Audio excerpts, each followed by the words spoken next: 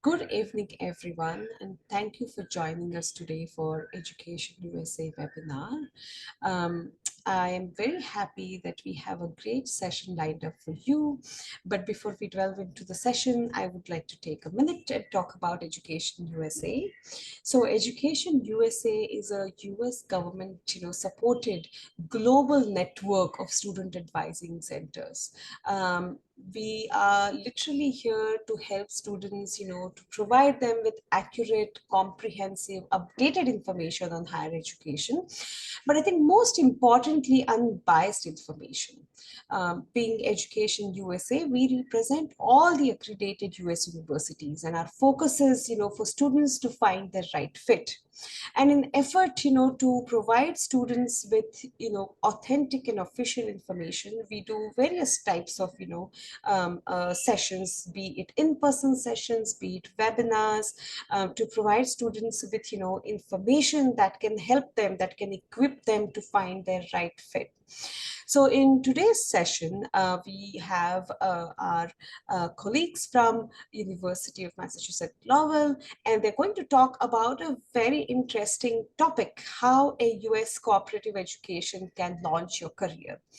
We know throughout the years, we've got so many questions from students about what are co-op programs, how can that help me, is that something I can do at an undergraduate level, can I do it at a graduate level, how does that help me, will I lose time from classroom? So there are so many different questions that students have, and today, wonderful colleagues from the university will help you guys understand how valuable this opportunity can be. So without a further ado, I'm going to hand it over to Sawa, who is going to lead this presentation. Sumit, during the presentation, if you have any questions, feel free to put that into the chat box. Towards the end of the session, we will have a Q&A, so feel free to ask any questions and make the best of this opportunity. Over to you. Thank you, Aditi, and good evening, everyone. As Aditi said, my name is Efwasawa Ade Edu. You would see my middle name in parentheses because usually everybody refers to me by my middle name, but either is fine, Efwa is fine, Sawa is fine. So a few housekeeping rules. If you have any questions at any point, please feel free to put it in the chat. I'm joined by my colleagues from UMass Lowell, and I think I'll go ahead and introduce them. So Divya is here, and so is Ben, and we are here to answer any questions that may arise from tonight's session. So greetings from University of Massachusetts Lowell. So the learning objective is really to offer information on how a US cooperative education can launch your career, and also give you some pointers or some steps to help you start career planning based on potential options to gain experiential learning opportunities. A caveat to this session is that you would hear me throw around so many different types of terminology. I'm going to first start by breaking it down so that you can make reference to what I'm saying. But in essence, cooperative education, what is it? Why is it important? These are some of the key things we're going to cover to meet the learning objectives that I mentioned on the previous slide. So we'll take a look at the broad range and the different types of cooperative education options that different universities within the US do offer. I will state some examples. I would also talk about any hiring manager or an employer's agenda and some student successes. I'm going to later on in this presentation use my career office, the Career and Co-op Center at UMass Lowell, as a case study to make reference to some examples of what types of cooperative educations that some universities offer. Then we'll definitely leave room for questions and answers. What is cooperative education? If you don't mind, put it in the chat. Why do you want higher education? Why do you want to get a master's degree or an undergrad degree? Why do you want to further your education? If you don't mind using the chat to tell me why.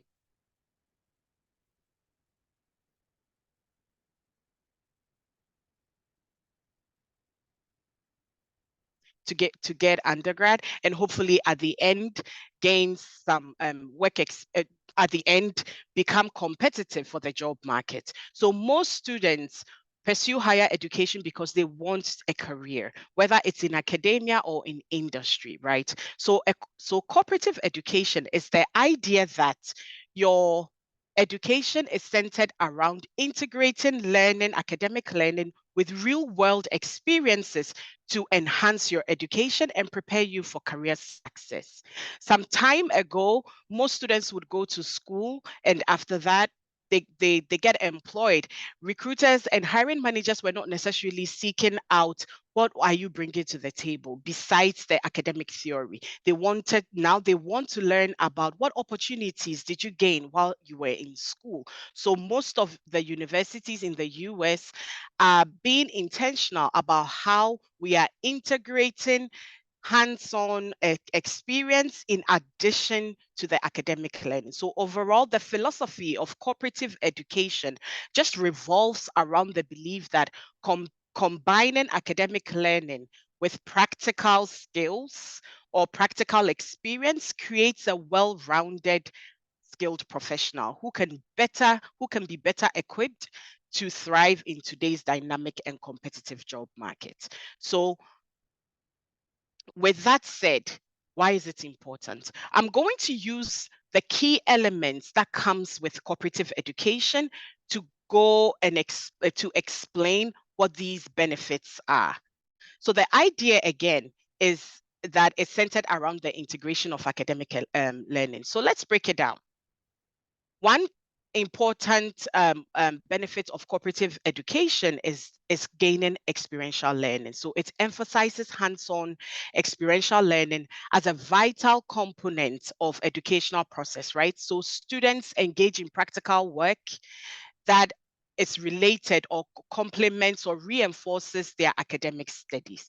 A second key element is that it seeks to bridge the gap between classroom learning and practical application. So what the theoretical knowledge you're gaining, it bridges the gap with the real world, what is really happening, by creating scenarios in professional settings for students to have an opportunity to do it. The third benefit or importance of cooperative education is mutual partnerships, excuse me. So cooperative education, it fosters collaboration and partnership between educational institutions, students, employers. So think of the university that you would attend, you as a student and the employers, they all work together to create all these meaningful learning experiences that meets all parties involved. What I mean by all parties involved, as in employers are given an opportunity to work with students. Students are bringing in what they're learning from the classroom, which is usually fresh knowledge, right? Employers collaborate and work with them. The university also benefits because we are sending out our students and they're getting these hands-on experiences. Then a fourth benefit is that for you as a student, you're gaining some personal and professional development, because the core of these experiential learning opportunities is for you to be an inclusive, all-rounded candidate. So if you think about it, you're going to gain transferable skills, job-related skills like critical thinking, communication, interpersonal experience. So irrespective of what you're studying in school, these transferable skills, as we call it, would be applicable in any type of settings. And these hands-on experiences, cooperative education, call it co-op programs, gives you that benefit. And then finally, I am a true career advisor at heart, so I'm big on career exploration and preparation, right? So cooperative education serves as a platform for students to explore various career paths, gain insights into different industries, and make informed decisions about their future careers. It helps students develop a clearer understanding of their interests, their strengths, and career goals while preparing them for the demands of the workforce. So think of it this way. On my next slide, I'm going to give you the landscape, as in the different examples of experiential learning opportunities. And you'd notice that some of them are short term, some of them are long term. So it gives you you an opportunity to explore, to play around a little bit. Maybe in your mind, you're thinking, this is the career path that I want. Try it out. And that's what co-op programs actually do. So what does the landscape look like? More or less, what are some of the examples that that cooperative education or experiential learning opportunities integrate? So there are some that are work integrated learning, some are what we call sponsored projects, some are study abroad and international experiences. There are some student engagement, as in maybe taking part in leadership opportunities on campus, and then some are sole employment. But the real goal is that at the end of the day, you have all these different cooperative education options commonly available at universities. So let's take internships, for example. Internships are structured work experiences, typically completed during academic breaks or alongside coursework. So there are some students that will decide maybe when we're on break, as in the summer, I'm going to apply for some work that is related to my major or closely relevant so that I can gain some experience. There's also co-op programs. So this is where it gets confusing. Cooperative education is the hallmark, the big umbrella.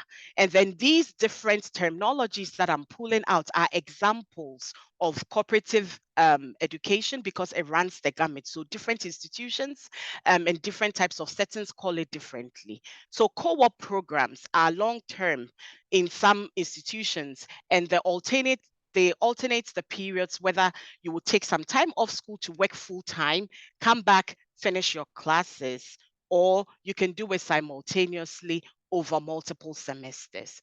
There's also what we call service learning. So engaging in community service projects or volunteering, because remember, experience is experience, whether paid or unpaid, whether part-time, full-time, however you're gaining that experience. But the important thing is that you are able to apply classroom learning to real world situations. So there's also the service learning. Most of it, it's more like volunteering. Then there are research opportunities. Students get the opportunity to work with their faculty or sometimes in industry, maybe on a project, right? So they participate in research projects under the guidance of faculty members or professionals, gaining some mentorship from these industry folks. Another experiential learning opportunity are what we call study abroad experiences. So some students will immerse in academic programs, short-term courses. Maybe they would go away to, for example, Spain. They will go to Italy. Maybe it's language-based, but they will go and take a couple of classes with some students actually go with their faculty. So they would go study on a different campus, but it's still experience because you're leaving one environment to another to gain hands-on experience of how things are done differently. So you immerse in academic programs or internships in foreign countries just to gain that cross-cultural experiences and skills. We also have professional development programs, and these could be seminars, workshops, or courses designed to enhance professional skills and knowledge in specific fields. So it may not necessarily look like employment or work, but the course structure is such that it's very interactive and you're building on your professional development, right? Then there's also entrepreneurial ventures, things like participating in startup companies or business incubators or innovation centers. Some campuses offer that, some universities actually do that. And again, it gives you the opportunity to gain some hands-on experience. Then when it comes to the academic side, there are things where there are opportunities where we called field placements or practicums. So these are experiences that you get in various professional settings related to your academic discipline, such as, let's say, if you're a public health major or you're working in health sciences, before you graduate, you have to spend some number of hours gaining experience in a healthcare clinic. Or if you're in education and you're interested in teaching, you'd have to do a practicum where it's like practice your teaching. or maybe working in government agencies because your degree requires that. Those are credits bearing, but it's still experiential learning.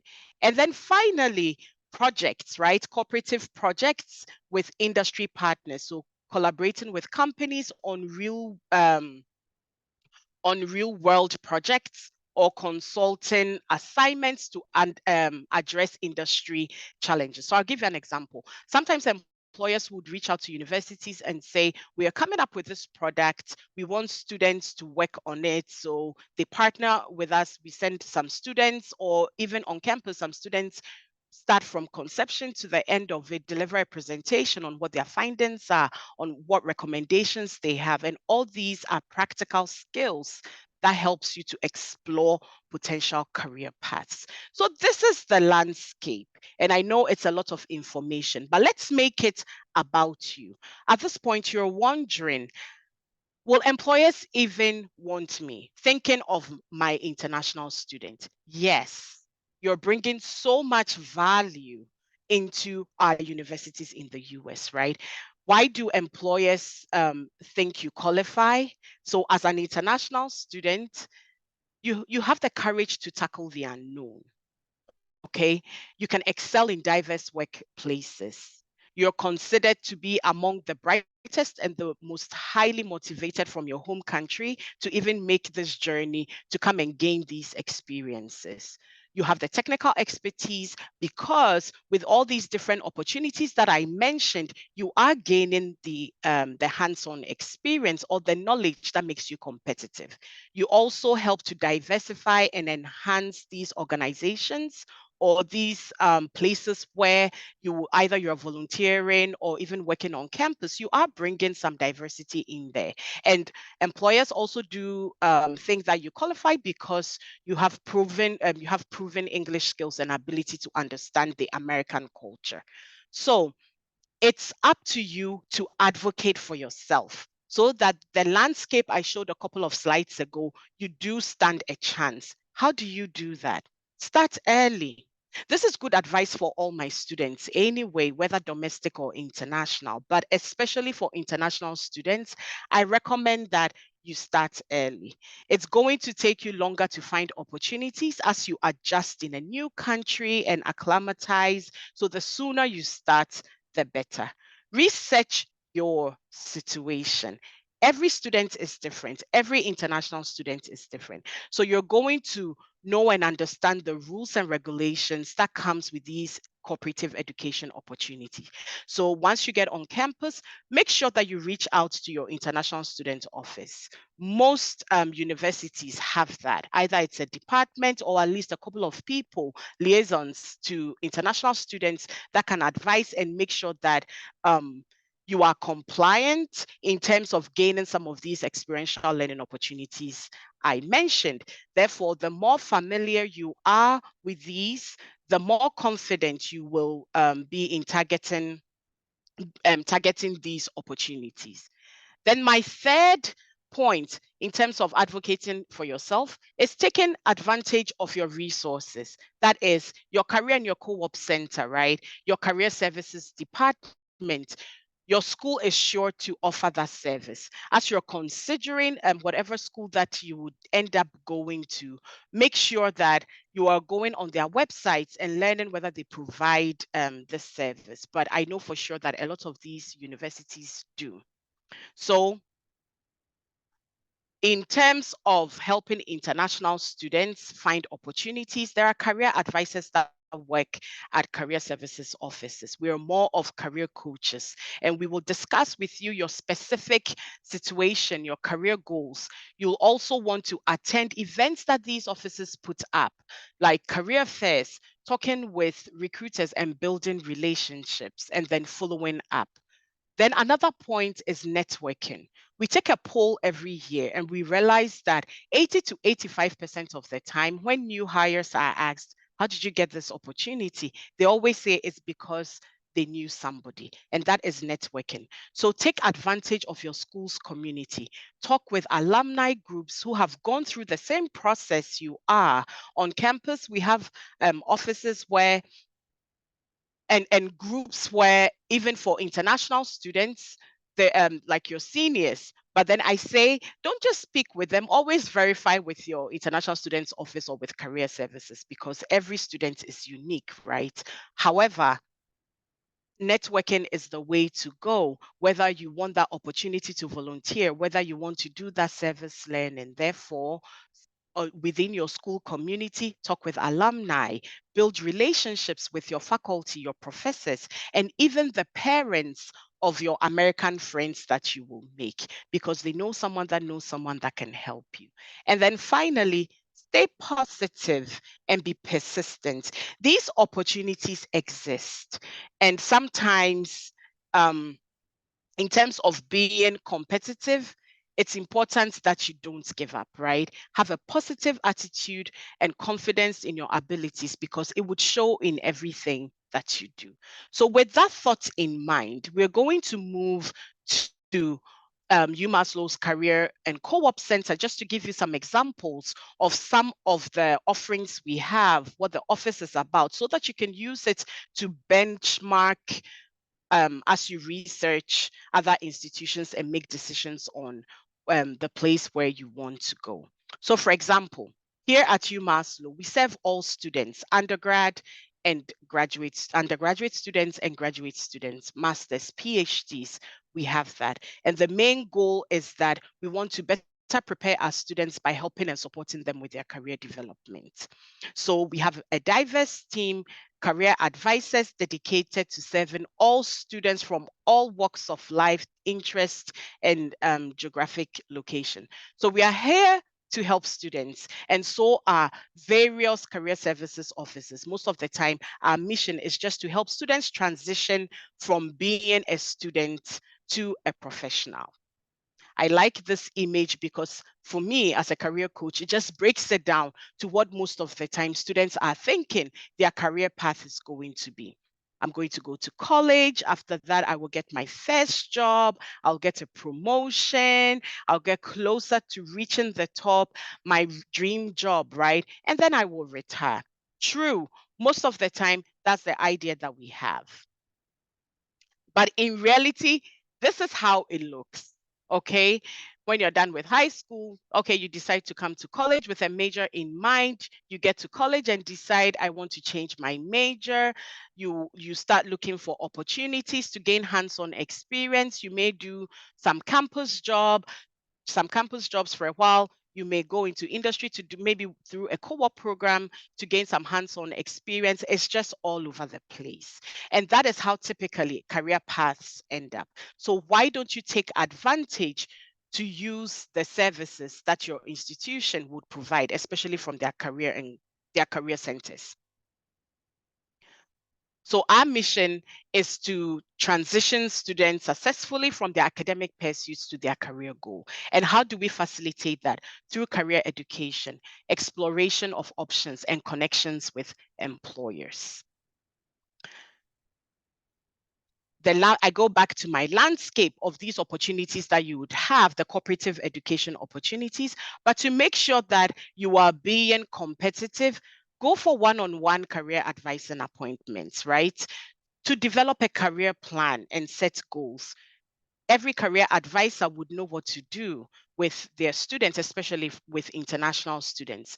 Discuss your job search strategies with them. Do some practice and advance your job search tools. So all these are very basic support that your institutions should be giving you. I know for a fact that at UMass Lowell, we do provide that students. We actually have a designated advising system. And what that means is among the career service team, we have some advisors that work with science students, some advisors that work with health students, some advisors that work with business, with engineering, and it just makes it easy to facilitate and support our students. Employer connections. Typically, there are career fairs around campuses everywhere. On my campus, at least we have about 5 career fairs annually.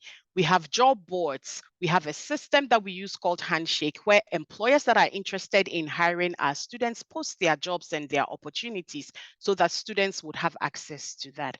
And in between, employers will sometimes reach out to us and say, I want to come and promote my opportunities on campus for my for your students. So there's what we call recruiting events. We do about 50 plus or so per year. Then in terms of career education and engagement, bringing employers on campus before career fairs to prepare students for it, right?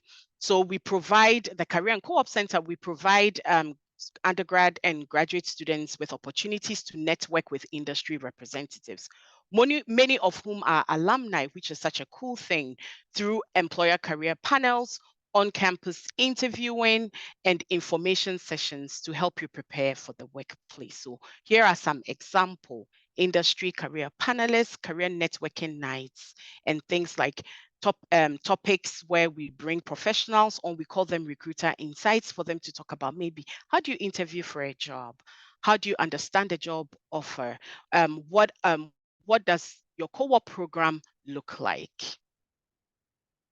So resources, there are some resources that can be found on websites as you're doing your research and thinking of how can I combine or integrate my academic pursuits with hands-on experience.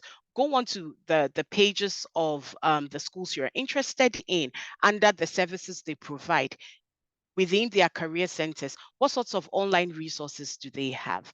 In my office, we have a bunch of videos, and it's a system called candidcareer.com. You can go onto our website, uml.career.edu, and then you can play around with it. You can use that as a benchmark to see if other institutions have that as well. There's LinkedIn Learning, interview prep, handshake, going global. Going global is such a cool tool that I work with international students a lot using, because it gives you real data on organizations that I will term internationally, international, what's the word for it? And they're receptive. They hire international students for their opportunities, because granted, there are some opportunities that are federally funded, which means the US government has projects and opportunities for their own for our domestic students. Just like, for example, in India, some of the government jobs, I may probably not qualify to do it because it's for Indian residents, which is absolutely fine. Every country has that. But there are many opportunities for international students to gain hands-on experience, and doing research is helpful. And one tool I would like to mention and recommend is Going Global. There's also LinkedIn. There are over 650 million users of LinkedIn, and make sure that the schools you're going to have robust LinkedIn alumni groups, because that's where you can start building and networking with other students or alumni, just to make yourself competitive when it comes to gaining those hands-on experience and seeking out these opportunities. This is a continuation of the resources I was talking about. Anytime, anywhere. That means in your dorms, when you get on campus, you can just go onto the website and use some of these resources to understand better. Specifically, and to reiterate what I had said earlier, different schools call their experiences different things. Career-connected work and experiential learning is the term that University of Massachusetts Lowell uses a lot. And what does it encompass? Co-ops, right? So career-connected experiences let every student connect with whatever they're learning in their classrooms through co-op programs, internships, clinicals, research and projects, entrepreneurial and creative endeavors, service learning, all those volunteering opportunities, and then global experiences, the study abroad that I mentioned. So those are offered. How does it look like? To break it down, I can speak to how it is done on my campus. So for co-ops, we have it in certain majors: business, engineering, and sciences. That doesn't mean if you're not in any of these majors, you would not have opportunities. I would explain in what the other terminologies are for, so that you'd know that everybody has these opportunities. So these are academically integrated, and it's wrapped around credits. So for co-op programs, how it works is sometimes it's broken down into 3 phases. The first phase is you will take a class that prepares you to be competitive to search for these co-ops, which are these jobs or opportunities. So you take the class, which is 1 credit. Then you get that job, you interview for it, you get that job, and then you go and do the job, which requires that you either take a semester off to go and do that co-op, the job on site, because it's full-time work. Or for some students, they decide, I don't want to take a semester off. I'd rather do it during my break, my summer break. But the requirement for our co-op program on campus is that you should have gained 6 months work experience. So typically what that means is over 2 summers, 3 months each, you can get that your 6 months that is required for the program. So first phase, you take a class. Second phase, you go and do the work, gain your 6 months work experience, come back on campus, and then do a 2-credit class that we call assessment, which is more reflective about the hands-on experience you gained. The cool part about this program is that it is paid during the window where you go out to work, and then it's credits based. So you gain 3 credits out of the program, which counts towards your graduation. Those credits count. And then finally, you gain hands-on experience, which makes you competitive. Then there's also what we call internships. Internships is for all colleges. So it doesn't matter whether you're a health major, whether you're an arts, a fine arts major, everybody has the opportunity to do an internship. It may or may not be for credit. So it will not count towards the number of credits you need to graduate from your program. And it may or may not be paid. Then there's another terminology and another opportunity we offer on campus that is termed under the clinicals and practica, like practicums. And these majors are typically within the health sciences and education. It is academically integrated. And what that means is you would need to go and get that hands-on experience, go work in a clinic or do those clinicals or do that practice in a practicum, because you need to have checked off that before you graduate. So it's academically integrated. And most of the time it's unpaid because it's part of your academic program. I have a link here that I can also grab and put in the chat so that you can have access to it. But it's pretty much meeting students from all around the world who have come to UMass to earn their degree. Sometimes reading these profiles are very helpful because it gives you confidence that somebody did it, so it's possible you'd be able to do it as well. And these are true stories. These are my real students that I have, and they talk about how their cooperative education, whether it was through an internship or they were part of our co-op program, propelled them to their next thing on their academic journey or in their career life. So I would encourage you all to spend some time reading some of these profiles. I have a lot of them who are international students from India, so that would be nice for you to read about. I also have resources, QR codes here that you can use to learn more about the Career and Co-op Center, just to use as a benchmark when you are exploring and deciding on which universities you want to consider.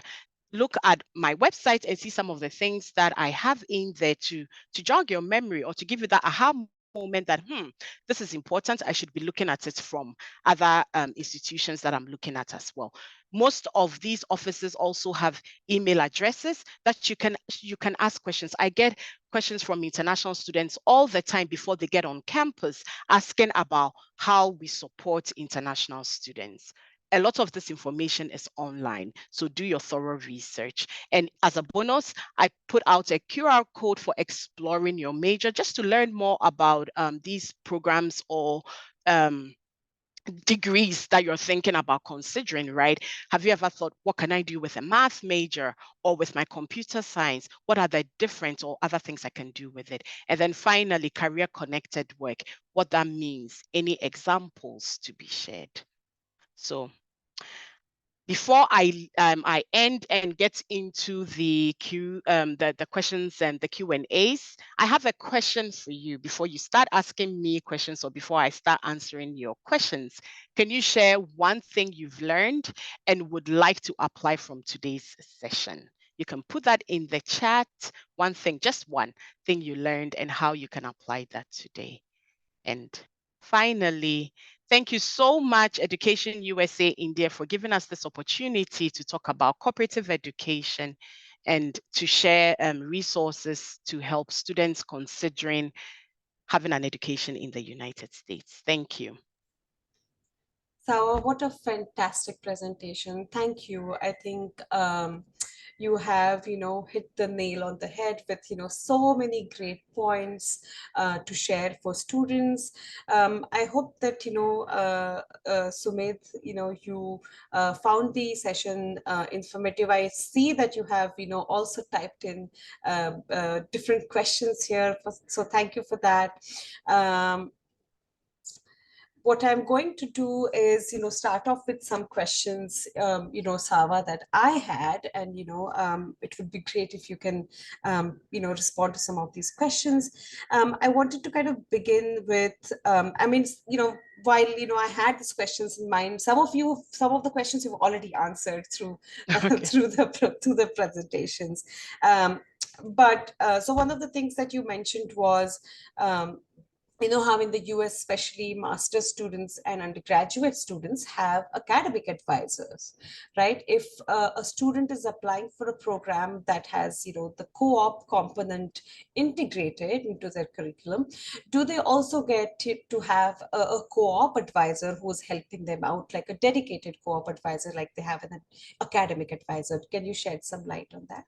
Yes, absolutely. I can speak about my institution. For example, the Career and Co-op Center at my institution, we are made up of 5 different teams that we all work together just to make sure that our students are going out into the world and doing great. So there's a specialized co-op team so that students that decide, because our co-op program is such that it's the student that decides, I want to be a part of it.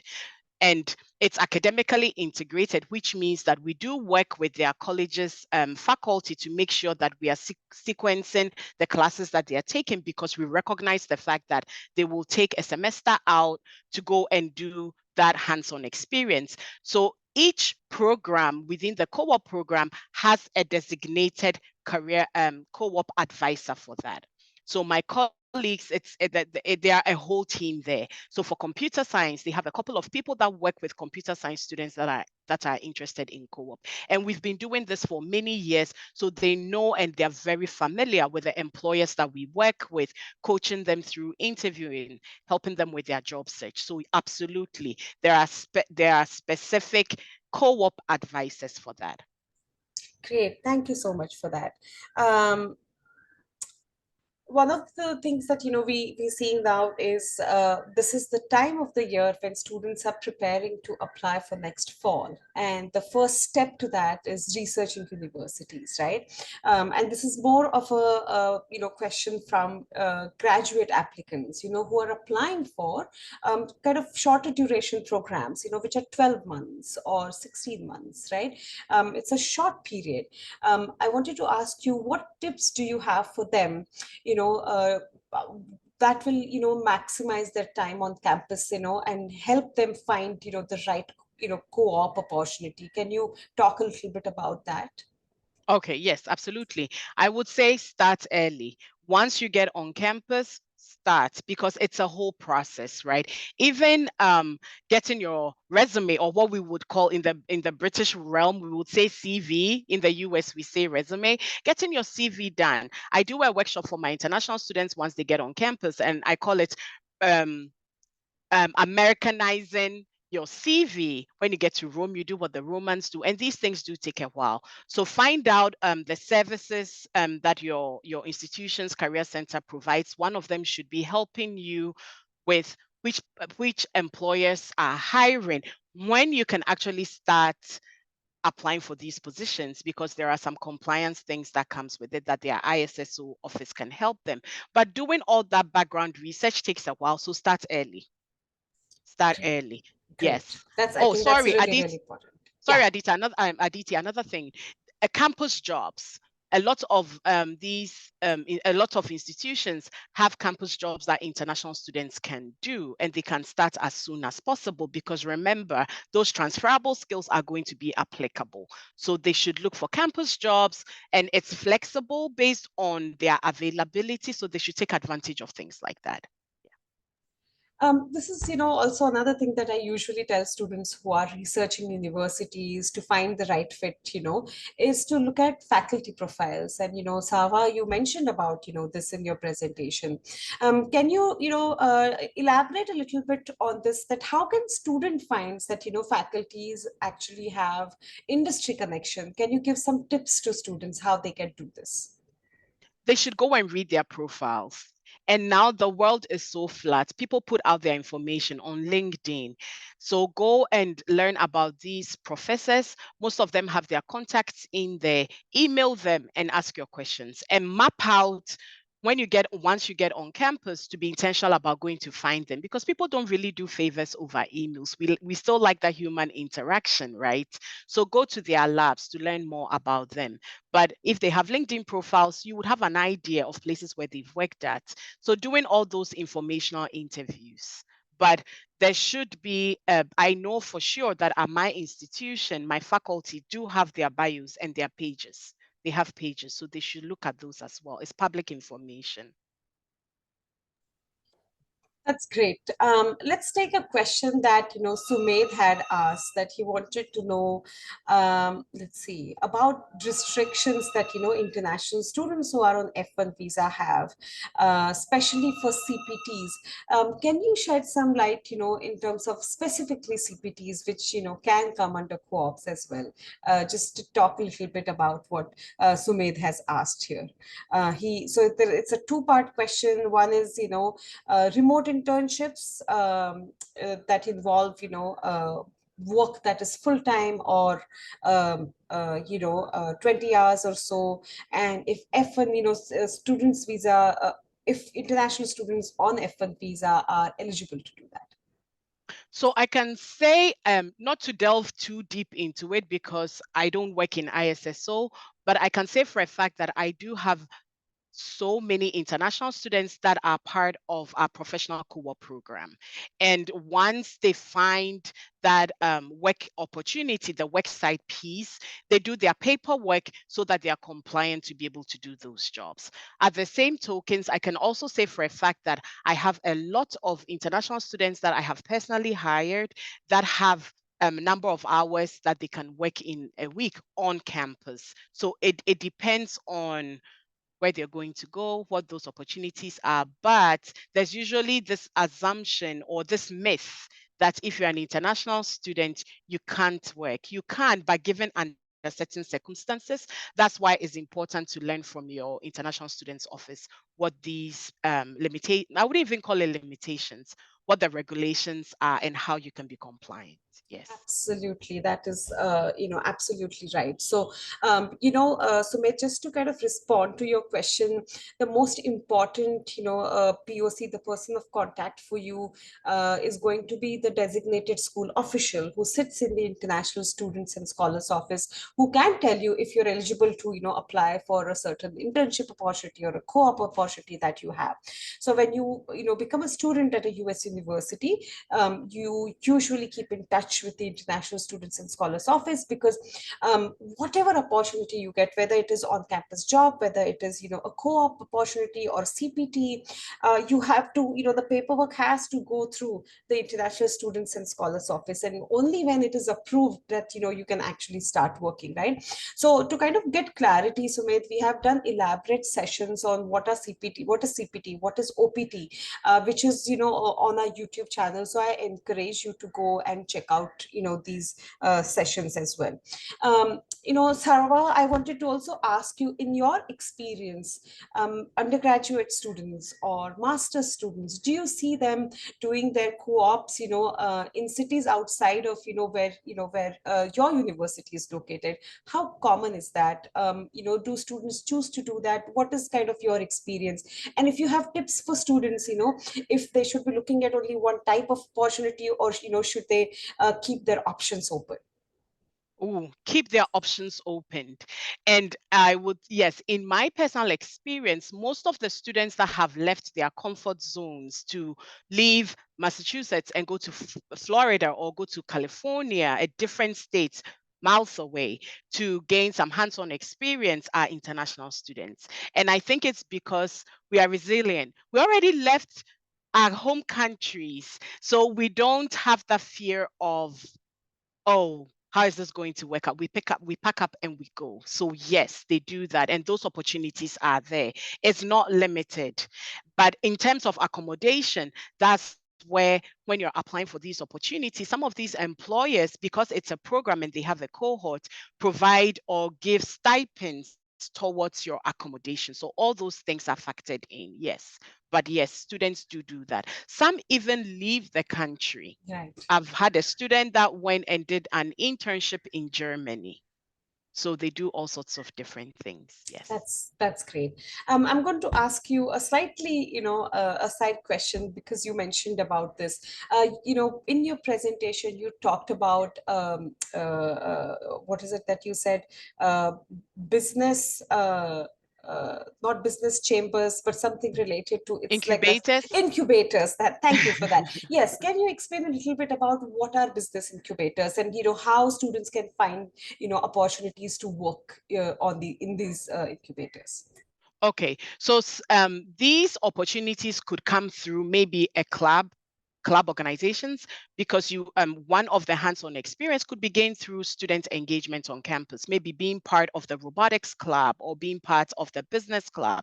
And then they do all these different competitions. On my campus, we have what we call difference makers, where students, there's a pool of money where they have to come up with an idea. The winner gets that money and then they can implement it. And students that have won that in the past have gone on, and it's their main jobs that they're doing now, and it's expanded. So examples, I used the business incubators broadly. So think of it as in you've hatched something, and like you've sowed a seed and you're planting it to let it grow. So those opportunities are there as well. It may not be paid, but the connections you're making, the experience you're gaining is relevant and transferable and would make you competitive. So they should think broadly in that Absolutely. sense too. Yeah.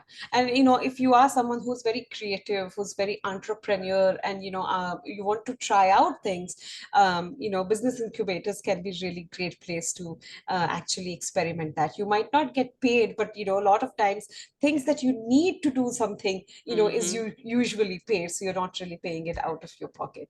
Right, That's great. absolutely. My next question to you is, when students are researching various universities, trying to find out, what suits best, based on their requirements, what are some of your tips? And I know that you've talked about a lot today, but when a student is visiting any university's career center, what are some of the things that you will tell students that they should definitely look into? How they support their international students. That would be my number one for my international students, right?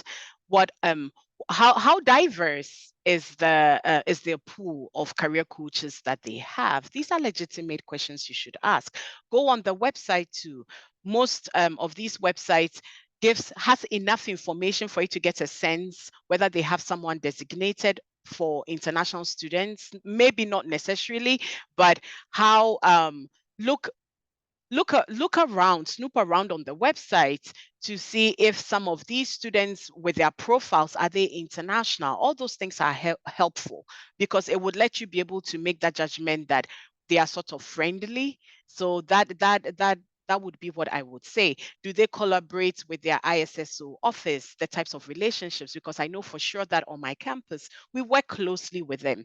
So I'm not knowledgeable in that, but I know somebody to ask. So those are some of the questions that they should consider. That's great. And, I will also mention that, a lot of universities now, do virtual information sessions, right? So these are some of the questions that you should ask. If you are someone who's interested in co-op opportunities to make it part of your curriculum, then when you have these sessions, ask about, whether there is an exclusive career center for that particular college, or is there an overall career center for the university?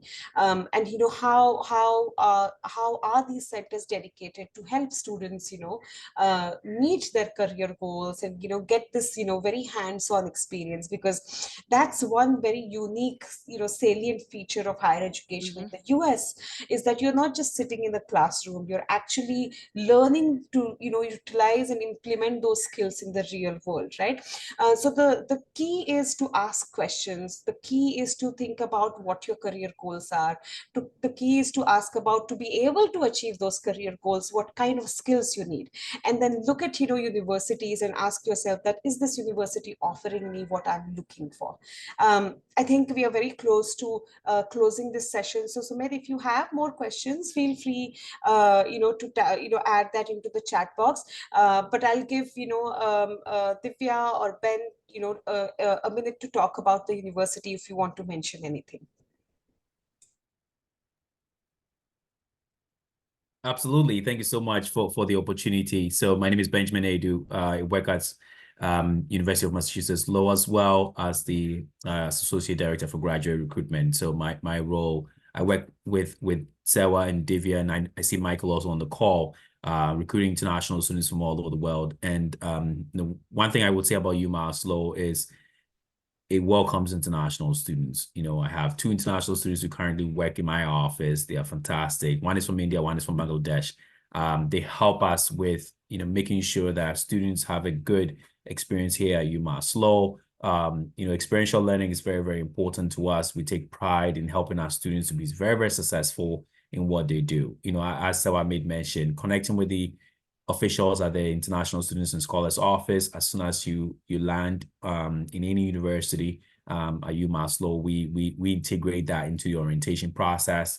We're looking to connect with any students who might have questions about our graduate programs and our undergraduate programs. And we have individuals who are dedicated to international students. International students are highly welcomed. They bring special traits, they bring special knowledge, and we embrace that in the classroom. Most of our faculty are international as well. We have staff members who are also international, so that also helps to have a holistic, diversified, and welcoming environment. So yeah, thank you so much for this opportunity.